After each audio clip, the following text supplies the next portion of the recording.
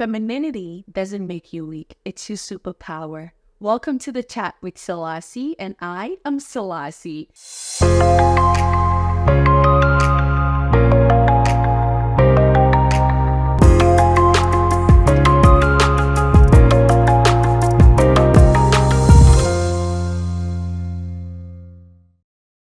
Thank you for stopping by to watch today's episode. Today, I will be talking about femininity with my guest, Jessica. I really admire this lady for just allowing herself to be so feminine. It's just so beautiful. The way she just exudes, femininity and just allow herself to be. It's just so beautiful. And that is really, really admirable. And so that is why I invited her here today so we can talk everything about femininity. Sit and watch and enjoy. Grab some popcorn, call some friends, send this to your friend, and just enjoy. Thank you for stopping by. Hi, Jessica. Hello. How you doing? I'm good, girl. I'm good. Whenever you're around, I'm good. Yeah, I'm good. You are so just warm to talk to. So, yeah, I really enjoy talking to you. I appreciate you. I just bounce back the light. You look beautiful, just as always. Thank you. Yeah. So just the way you say thank you, like it's so it's just so look at that. Oh my God. You are so feminine. You just allow yourself to be so girly and just so feminine. I know that we all have, everybody has masculine and feminine energy. So as a woman, I have masculine and feminine energy. Men do have masculine and feminine energy as well. It's just that one usually dominates, right? And for some women, sometimes our masculine energy tends to dominate. And we tend to lead with masculine energy, and some men tend to, their feminine energy tends to, dominate as well. But in your case, everything you do is just so feminine, and that is so beautiful. Like, how do you allow yourself to just be all feminine? It's beautiful. Oh, I guess because femininity is narrowed as other people have made it. So like for me, growing up, like I love like MC Light, Queen Latifah, Roxanne, the one that was like, my name is Roxanne, but you call me Shantae, whatever. So I've seen like femcs who, even though they have this like bass about their voice, they have this power in them. It's still feminine, like it's still woman, versus like being taught and trained to think that lightness and having to be so soft that you're too vulnerable and too exposed to the elements and threats. Like, this is what makes you feminine. And yeah, so I guess just redefining it in my own way and unlearning things that have put me in a box has made me just be myself. And in being myself as a woman, the feminine traits just kind of, I guess, just come out. I don't even, does that make sense? No, it does. No, it does make a lot of sense. And if I'm not wrong, you were brought up in a household where you had both parents, right? They're together. Do you think that has like added to you just being so feminine? Or no? No, I think so. Especially growing up in like basically a Southern household. So, and then I'm the youngest, the only girl. So seeing my two older brothers do stuff and just being taught at a young age to not do certain things that they do, that kind of embedded in me like, okay, so we're different. And then as you get older, it's like, oh, this is why we're different, because we have different balances of this energy that you speak of. So I think that all helped. I think seeing the way my dad treated my mother and then the way she responded to that treatment taught me just different stuff. Respectability politics can also come into that, and having to unlearn that, because that can be a bit trivial, a little toxic. So still being feminine, but understanding that if I did tap into some masculine energy, that doesn't make me less of a woman. No. And I still warrant respect. Yeah. No, that is awesome. The reason I asked that is because, I was raised from an early age. I was raised in a single parent home. You know, it was just my mom. It was later that my dad came into the picture, right? So for me, and my mom passed away when I was 15 or 16. When she was alive, all I knew was, very, she was very feminine. And I saw myself being very feminine and all of that. But once my mom passed away and I started hustling, like once the hustle kicked in, yes, my father was there for me, but it was different. It was very different. So when I started hustling, there was a switch. I kind of like had to, my masculine energy became a little, dominant. Like it kind of like dominated. So that was why actually do you think that being raised in a home where they're in both parents, been seeing how your dad treats your mom and your mom responding, like you said, they play a part. And now that I'm all grown up, I'm still growing, I'm intentionally learning to regain my femininity back and just allow my feminine energy to lead more, because sometimes I feel like when I feel unsafe, not unsafe in a bad way, but when I don't trust you to lead, or when I don't if I can trust a man to lead, then you're giving me the permission to be all feminine, to just let my feminine energy to lead and just be all feminine. But once I can trust you to lead, then I feel like I had to bounce back and forth between, my feminine energy and my masculine energy. And sometimes my masculine energy tends to, be a little more dominant. But you just, when you talk and the way you do your things, even telling your jokes, like when you said child, if someone is saying like child, like, but you child, it's just so beautiful. So I would love to learn, from you a lot. And I always tell you, I love to learn from you a lot. Like aside, the parents being there and stuff like that. And in this culture now where sometimes some men don't want to step up, to do what they're supposed to do. Like, how do you continue to stay in your femininity? I guess if I correlate femininity with like womanness, I can't not be a woman, because that's the identity I claim and that's how I was put on this earth. So no matter what I do, I'm going to be woman. It's just a matter of how vulnerable I'm going to be, how empathetic I'm going to be, how open, because I do think a lot of times, especially in society, we attribute like guarded and protective nature solely to masculinity. When the woman, or if you are able to, if you're a cis woman and you're able to give birth, okay, that some sort of protective energy is going to come out because you are a mother now, So I don't really have an exact answer to that. I really just do me. And I think because sometimes that sort of like funny southernness or like sugar stuff or whatever, like my grandmama's nuances, my auntie, my mama's nuances come out, that sort of is attributed to femininity. But I do think it's broad. Yeah. So some of the things that you do are in fact feminine because you say they are. And so it shall be, Does that make sense? Yes, it does. Do you attribute certain like clothing to be more feminine? I guess I could say that, but it's like not really. Like I've been blessed to be in different spaces with a lot of different people, a lot of different creatives. So I've had plenty of homies who were men who wore like a very dope long skirt and like this cool shirt or whatever, and they still identified as like a man, and they celebrated their masculine energy in that very dope skirt. So it's like clothes are starting to become so like passe in the conversation of what it is to be masculine and feminine, that it's like, yeah, no.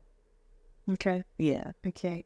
And then you know how to receive. Do you know how to receive? Do you think you know how to receive? I'm learning to. So now I finally am. Yeah. I didn't know that. If someone had asked me, I would say that, oh yeah, she really knows how to receive. Yeah. Because I feel I'm healing. that is how I have experienced you. Like you come across as someone who, knows how to receive, and you just receive, and it's beautiful the way that I've experienced you. Okay, I did not even know that, it's like something you are learning to receive, because I am learning to receive. I have a very hard time receiving, especially from men. Probably because in the past, when they say there are no free lunches, and I personally, I associate like knowing how to receive in a good way as something very feminine. Personally, like you said, when you say that this is feminine, so shall it be. Of course, it's good for men to receive as well, because learning to receive is good for everybody. True. But I'm just saying that, like, in a society where now as women, gone in the days, women were like, stay at home moms or wives, and then men will go out and work and stuff like that. But now women are working, 40 plus hours at the same time taking care of the home. Men are equally working, and I've seen some men take care of the home too. But basically, now that the culture has changed, now that there has been a shift in the culture, where I've had to work, I've had to hustle, and I also know that there are no free lunches. So in the past, where some men will give you stuff, but then they are hoping that is like a foundation for something else, So because of all of those things, I kind of don't know how to receive. Okay. And so I feel like I have disconnected a little bit from my femininity by not knowing how to receive. Do you think that knowing how to receive and femininity has something, like a connection? Yes. Or like one is contingent on the other woman? I do believe that, yeah. Because you know what? I was about to stop myself because I didn't want to be like incorrect and kind of feed into like some other stuff. But I think you're right. I think that femininity, in a sense, trains you in a good way, or teaches you to like receive, because you have to know that you are worthy. And then the same with, I'm sure, masculine, they receive whatever, and we have both energies. But I think to be in yourself and to know first of all, what you want, and to know what you are worthy of, that allows that base to say, okay, so now that I know what I'm worthy of, when you do give me this, if you think it's transactional, I can easily opt out and say, well, that's all right, because the universe is abundant, so I'm going to get it again from someone else.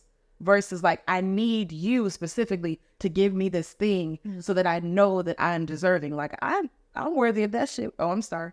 I'm worthy of that shit, whether you give it to me or not. Yeah. Does that make sense? Yeah. So like, and I think I would like to see more of us, specifically Black women, African women, American women.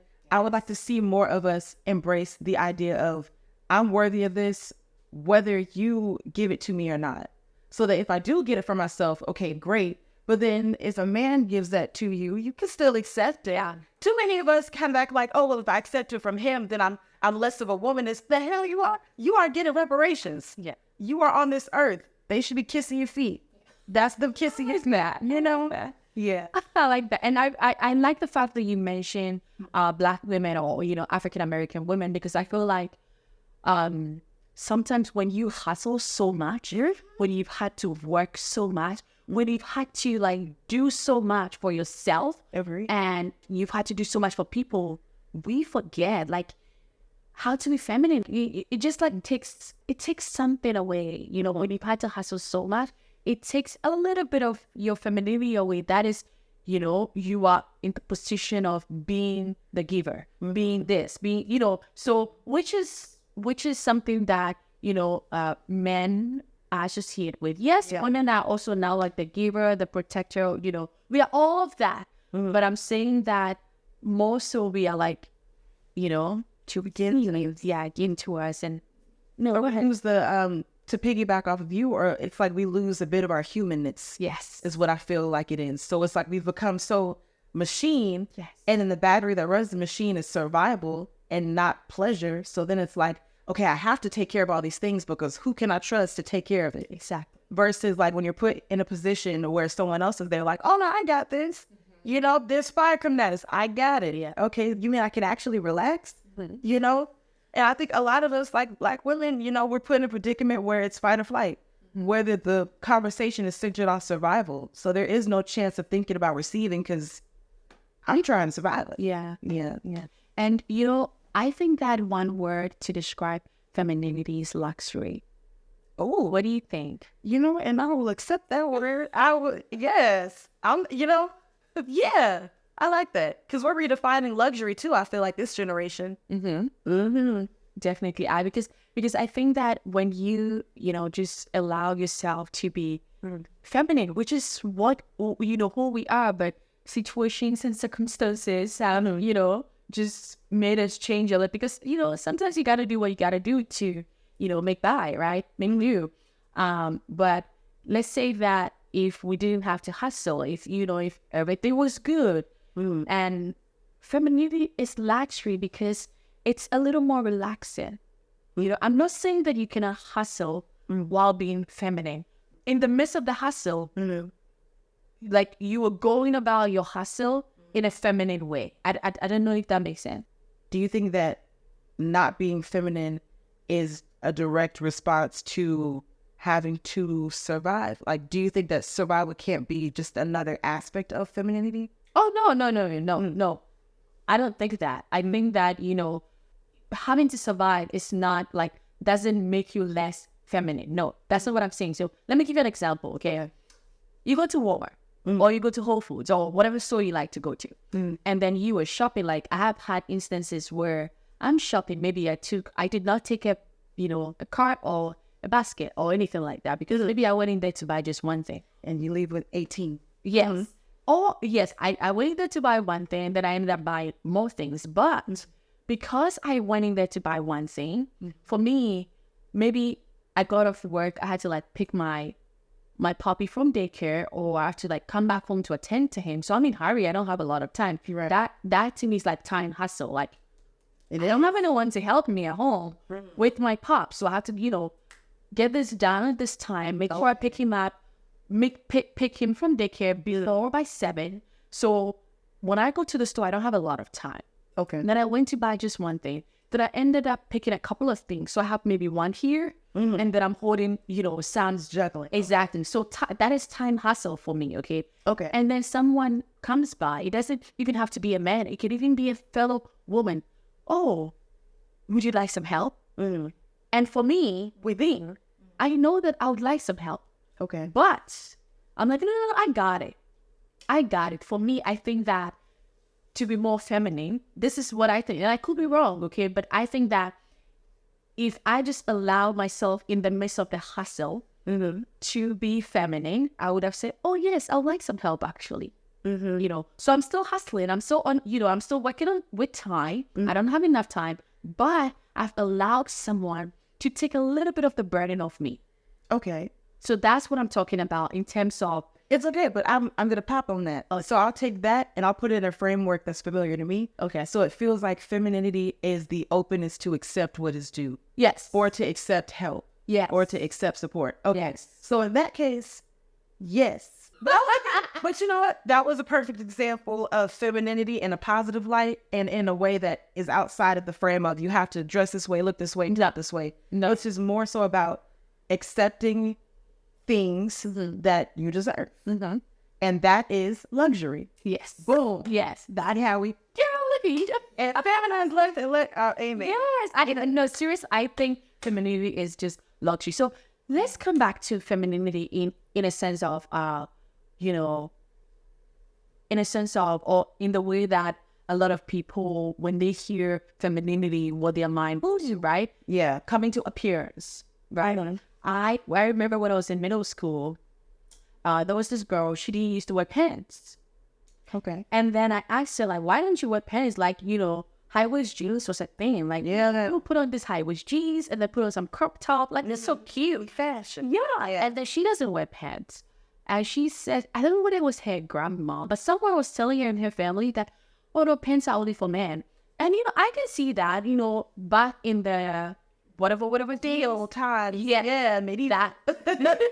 You know, that was what it was. But, you know, that is not what it is right now. Or that was not what it was when I was in middle school, but her grandma or aunt still associated being feminine with maybe putting on a skirt or dresses and not having pants on. What do you think? Do you have any like association with that as well? Like, to be feminine, you gotta wear this or that. I've seen it, but growing up, there wasn't really a pressure of wear a dress over pants, but rather like, okay, when you're in both, how are you acting? Yes. Because you can have a dress on and be acting a whole fool.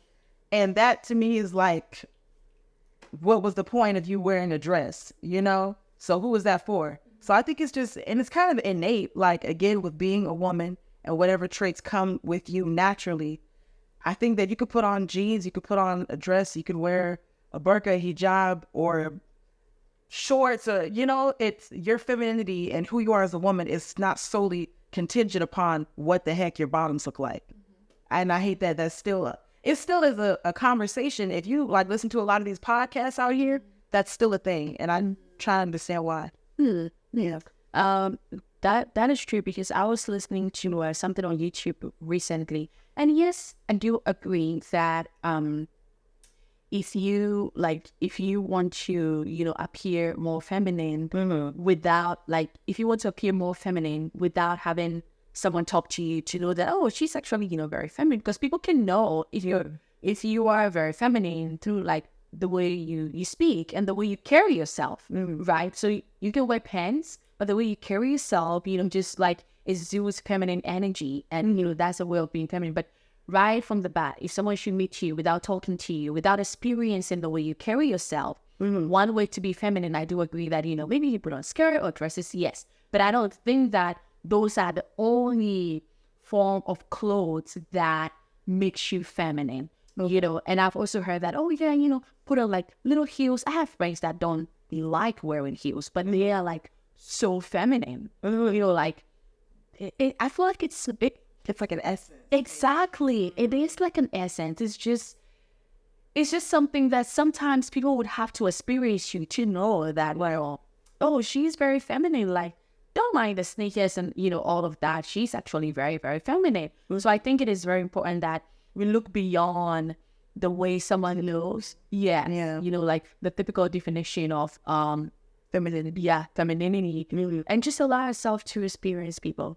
Agreed. To know that, this person is very feminine or not. And do you think that femininity, what I started with, do you think that femininity makes you weak? Because, I've heard someone tell me before that, oh, Selassie, you need to speak up. But I think I speak up. I speak up when necessary. You have to choose your battles. You can't go about just getting angry over every ton they can hire. You can go about trying to explain yourself every time. Yeah. My mom told me something. Energy. Yeah, wasted energy. Yeah. My mom told me something before. She said, a lady is seen, not heard. Right? And that is true in so many ways. Not that a lady's not heard. Girl, when you need to be heard, you gotta speak so you are heard. Right? But I think she didn't mean it in that way. But this lady was like, oh, Selassie, you need to speak up, because someone was doing something to me at that time. It was really hurting me. And I had the conversation, I think 2 or 3 times with the person to let the person know that this is hurting me. Agreed. And the person kept doing it. So I made up my mind. I'm like, you know what? I am going to cut ties with this person. Because if I have communicated to you that a boundary, exactly, boundary, and you keep crossing that boundary, you're not respecting that boundary, what is the point of me continually having that conversation with you? So I decided, I just made a self-decision to just cut ties with the person. She was like, Selassie, you need to speak up. Sometimes you're just too soft. You're just too soft. And then she thinks that you can fight back, or, you're being weak. And in my mind, I'm like, no, I'm not being weak. I've already had a conversation. Plus, I enjoy being a woman. I enjoy being feminine. And yes, if I have spoken up a couple of times and you're not hearing, I'm just going to excuse myself from the scene. Right? And for me, that was me being feminine. I am not about to, of course, if there'll be times where you need to go back and forth. Yeah, so be it. But there are also times where I feel like I don't need to do that, right? I don't need to do that. And me not doing that because she knew that, oh, Celeste is so feminine, she's so ladylike. She considered me to be weak at that time, right? And I really don't think that femininity is being weak, because people do think that femininity is being weak. What do you think? I think femininity can be a weakness if you allow it to be a constraint.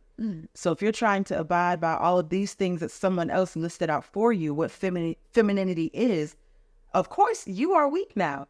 Just so masculinity, you know, like if I have to do this and then I have to be this certain way. I can't To wear this. exactly. I can't respond this way. I can't feel this way because I will fall outside of the framework of masculinity. You are weak now. Same for femininity. So for me, when I am myself, my whole womanly self, if I deviate from the feminine script here and there, I'm still woman. I'm still she. Yeah. Now, whether you can peep that, that's on you, but that's not going to affect how I govern myself and how I express myself, because how can you tell me what feminine is when I am that? Like, this is me. Does that make sense? Yeah. That's my energy. Yeah. So I think, like you said, like you asked, I do think that femininity can definitely be a weakness if you are using it to like gain capital. You see so many people on YouTube talking about these specific things, these unattainable things, these inaccessible things are what make you feminine. And so this young lady who doesn't have the funds to have the perfect skin, or who may be a little bit darker chocolate than this sister that you put on display as feminine, because now you have taught her it is inaccessible, you have created femininity as a weakness. Yeah. Does that make sense? No, it makes plenty sense. Yeah. It can be a weakness. Don't let it control you, you know, because you might wake up masculine and that's totally okay. And there may be, yeah. Do you have any like final words? I've definitely enjoyed this conversation with you, and just, you know, watching you, the way your body moves, doing the feet, you know, just moving with your head and stuff. I feel like that is so you. Like, you always talk with gestures. Oh, no, And stuff like that. it's the poet in me. Which is so beautiful, seriously. Do you have like any, you know, final words to share with our audience? Just women, keep doing you, whatever type of woman you identify as. Yeah. Like that. Thank you so much. You're welcome. Yeah, don't forget to keep doing you. And femininity is what you defined it to be. You don't have to go by what a book says, what a YouTuber say. You don't have to go by what we are saying. As long as, you know, your definition of femininity allows you to be the truest form of you, then that is your definition of femininity. Thank you for watching the chat with Celeste. We love you as always, and thank you for joining our tribe and our community. We hope to see you next time. Thank you. Mwah.